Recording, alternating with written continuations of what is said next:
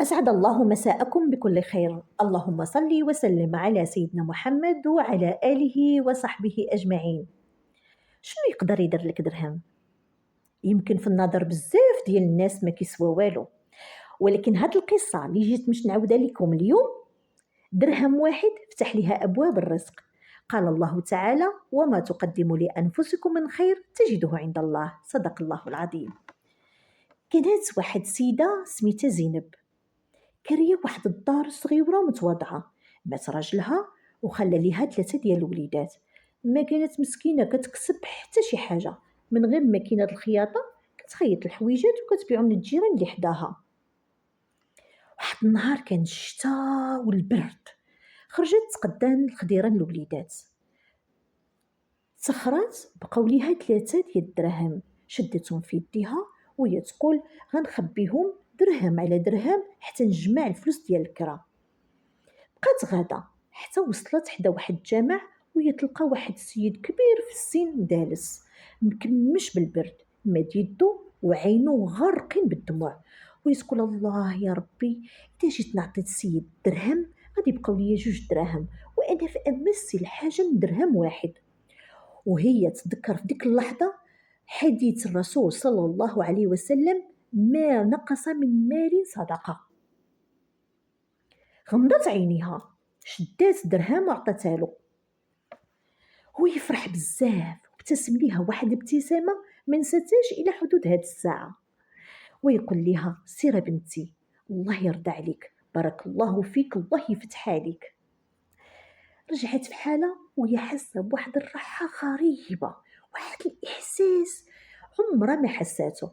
وصلت للدار ديالها، صوبت الغدا، ما جات العشيه توصل حتى سمعت الدق في الباب، وهي تلقى واحد السيده وهي تقول ليها: واش انتي زينب؟ قالت ليها: اه. قالت ليها: انا جبت لك شي توابات تخيط ليا الحويجات ديال بنتي ديال العرس. فرحات زينب بزاف وهي تقول: سبحان الله، شوف العوض ربي كيفاش جا ليا بواحد السرعه. شدات وهي تقول: غادي نخيطهم بفلوسهم، غنخلص فلوس ديال الكرا. خيطاتهم بواحد الاتقان، كملاتهم عطاتهم السيده. جا العرس ونهار الحفله كلشي كان مبهور بالثوابات وبديك الحوايج اللي خيطات من ديك السيده.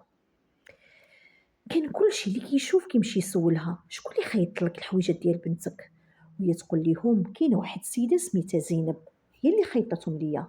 مرة كتقولها المرأة. ما داز واحد اليومين كلشي بدا كيدق عليها، كلشي كيجيب ليها التواب وكيقول لها: خيط ليا الحويجات. الدرجة ما بقاتش كتقدر تخيط بوحدها، قررت تكري واحد المحل، وجابت واحد 2 ديال البنات يعاونوها.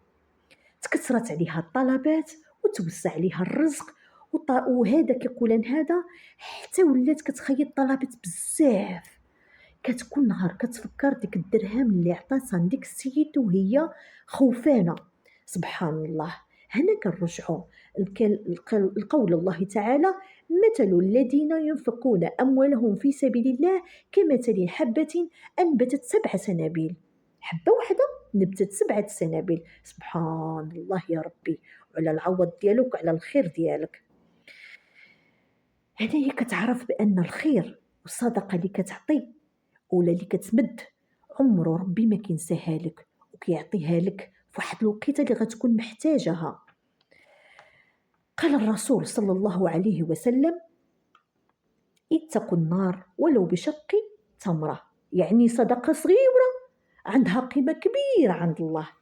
اذا وصلتي من هنا كتبوا لي في التعاليق شكون شي نهار صدق ورجعت له بشي حاجه زوينه. وما تنسوش ديروا اللايك وشاركوا الفيديو مع احبابكم مع الاصدقاء ديالكم باش يبقى يوصل لكم قصص اخرى. والسلام عليكم ورحمه الله تعالى وبركاته.